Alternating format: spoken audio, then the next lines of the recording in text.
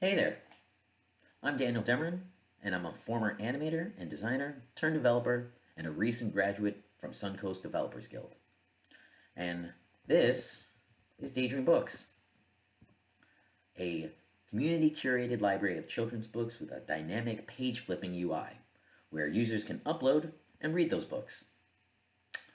So, one of the reasons I decided to make Daydream is because I love stories and I love sharing them, especially the fun and fantastical kind. So, Daydream is meant for parents to share their stories with their kids, whether it's ones they've read when they were children or another parent uploaded that they've never read before. To me, it's just another way of sharing my love of stories, and much more in future versions. Anyhow, let's get into it, shall we? So, Daydream Books was developed from the ground up using JavaScript with React hooks in the front end and C Sharp with ASP.NET backend framework. This is all deployed through Docker and hosted by Heroku. On top of all of that, all the graphic assets were handcrafted by me using Adobe Photoshop, and as you can see, are all made to work with a responsive website. But since the app was built with a mobile user in mind, we're going to go ahead and view it in mobile. Here we have a simple login and sign up splash page. Using Microsoft Identity and JSON Web Tokens for user authentication and authorization, sign up is incredibly simple. All we have to do is enter a first name, an email address, and a super secret password. And like that, a token gets assigned to the user, and boom, we're brought to the profile page.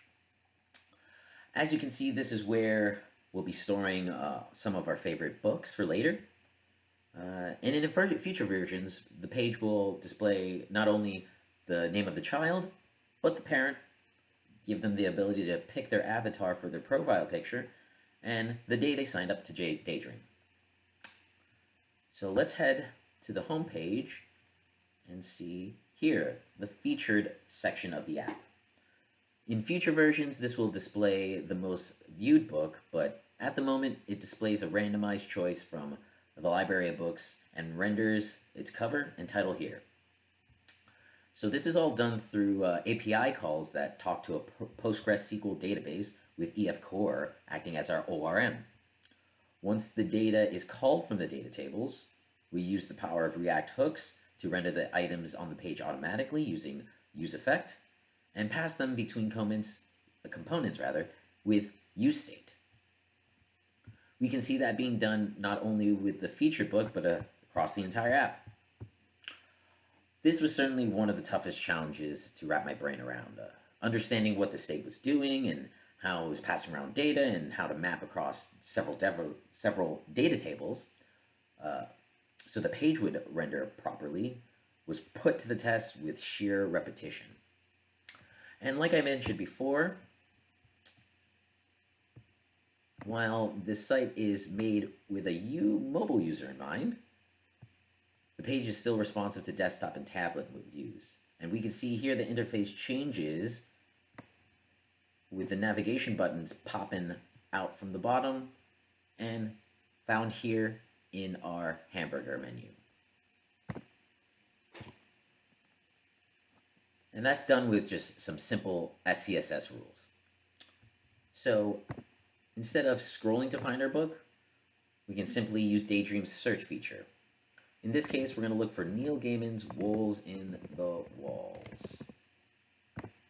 And boom, just like that, with another API call, we get exactly what we're looking for.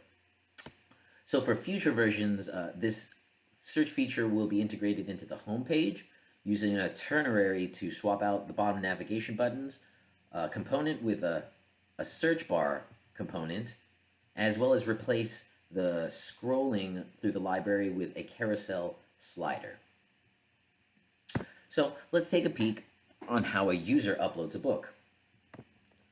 Today I'm going to upload one of my favorites by Margaret Wise Brown, And we're just going to fill in a quick blurb over here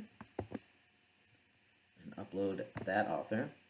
And we can see up here in our URL that we're passing the ID of the author to the book, making sure that each book gets properly associated with its author, as well as the pages that I will be uploading shortly, with its book. And here we are in the upload pages section. So we're going to just upload one by one. Eventually, this will be made so that a user can upload multiple pages at once, but at the moment, this works just fine. And we're just going to drop in one more. There we go. So each image we're uploading is hitting our server and being passed through to Cloudinary for image hosting. And at the moment, the only file types that are uploadable are JPEGs and MPGs. For future iterations of this feature, the goal is not only to expand file types, but allow parents to write stories with their kids, entering data through text boxes, and even draw on the pages themselves. All right, now that we've uploaded a new book, let's take a peek and find it using our search function. Good night. And there it is. Okay. And we'll just click right in here and voila, our dynamic page flipping UI.